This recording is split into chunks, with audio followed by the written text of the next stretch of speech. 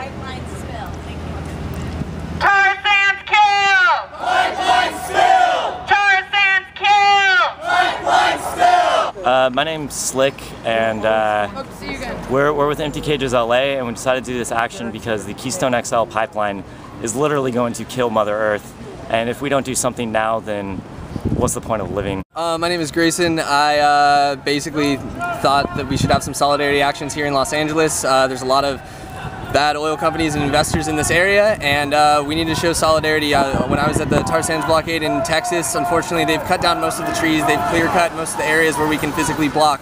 So what we need to do now is what we always do as protesters, and put pressure on investors to get them to feel intimidated and feel like they need to do something, and have the public show their voice, and basically just use other tactics, symbolic actions to show solidarity with I Don't Know More, all indigenous resistance groups, all victims of environmental racism, anybody who's been affected by this pipeline, which is everybody. TransCanada, you suck! You sold our future for a buck! John Hancock, you suck! You sold our future for a buck! How did you decide to target John Hancock? John Hancock owns 4 million shares in TransCanada, the company that is building the Keystone XL Pipeline. So the strategy here is to take out the financial institutions that are heading the pipeline. We're asking John Hancock to divest from TransCanada and the Keystone XL Pipeline. You inside this building, you are the problem. We know it is your job. We know it is just what you do to feed your family, but your actions every single day are killing people, polluting the air, polluting the water, polluting our minds, polluting our souls. John Hancock, step down from your investments. All your investments in TransCanada, and stop the killing. Be about life insurance. Be about what you care about. My name is Tom Gillespie. I'm out here primarily for climate change, but XL is game over, so I want to get Tar Sands and XL shut down as quickly as possible. My name's Brian, and I came out today because the pipeline and the tar sands are going to cause a lot of environmental damage up in the Arctic, and we really don't need it. There are clean energy sources available that we could be building instead, like more solar farms and wind farms. There's a lot of other ways to get our electricity and to deal with our transportation than destroying what's left of the Arctic snow caps and frozen tundra. My name is Ann Capitasto. I'm here to protest the proposed Keystone Pipeline that will despoil lands from Canada down to the Gulf of Mexico. It will destroy the indigenous people's lands in Canada. Their land is sovereign, and yet the government of Canada is proposing to once again ignore treaties that have been written.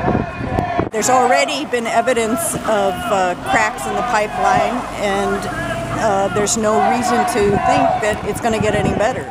I'm Terry Brady, and I think that we need to shift from all fossil fuels to clean energy and weatherization and conservation. And I think we have about 4 years to do that.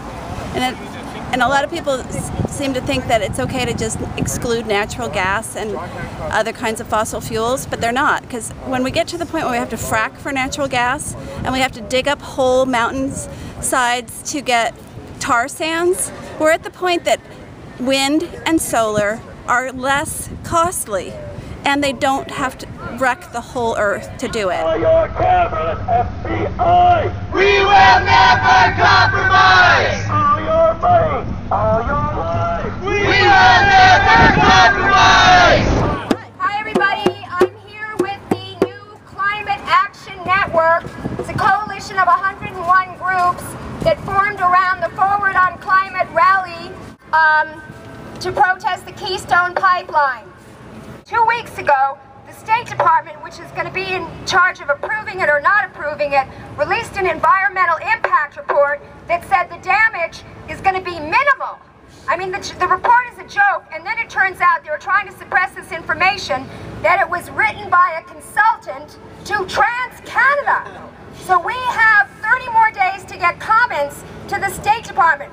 We're trying to get 5,000 comments out of LA and to say no to Keystone and to redo that environmental impact report. The answer is not dirty fuels like nuclear, like coal, like fracking and tar sands. The answer is clean energy and conservation, and small is beautiful. Go local, grow your own gardens, put solar panels on your own roofs, and do what you can to try to live a smaller carbon footprint. But don't stop resisting, don't stop protesting. We need to keep this pressure up. We need to build a real grassroots movement for the environment. Thank you very much. No tar sands! No way! Not covered! That's the way! Tar sands kill! Pipeline fail! Tar sands kill! Pipelines fail! The movement in general to stop these things from happening is much too small. As activists, need to set aside a certain amount of our time, not just to come out here on the corner and protest, but we need to program time into our view about our activism, to build a base for our politics in our communities and activate large numbers of people with us, ordinary people who are not necessarily highly ideological. We don't see them out here on the corner with us in our protest activities, but they are the real mass 99% who are the targets of all these destructive things like fracking when it comes into their neighborhood. Hey, hey! Ho, ho! Got to go! Hey, hey! Ho, ho! Commonly, when I ever send letters to representatives or members of Congress, I always mention how I study chemistry and how I'd like to go into alternative energy or clean energy.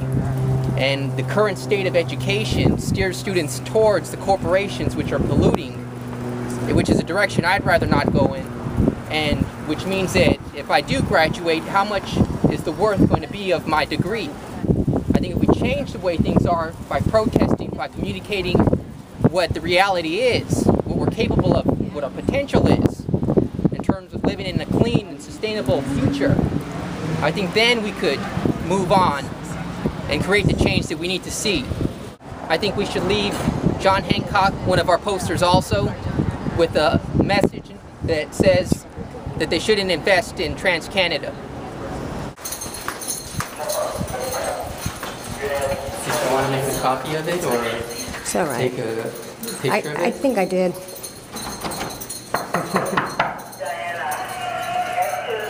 We've got students here who want to tell you a message. Want to read it? John Hancock executives, we, the undersigned, are here to tell you to divest from TransCanada. We need to keep the tar sands oil in the ground. Foremost NASA climate scientists say if the tar sands are developed, it will be game over for the environment. Be a custodian of the planet, not a destroyer. All right, well, we're leaving this here, and we really hope that you give it to who's ever in charge of this office, because there's a lot of passion out here for this issue, and it's your planet too. And remember that.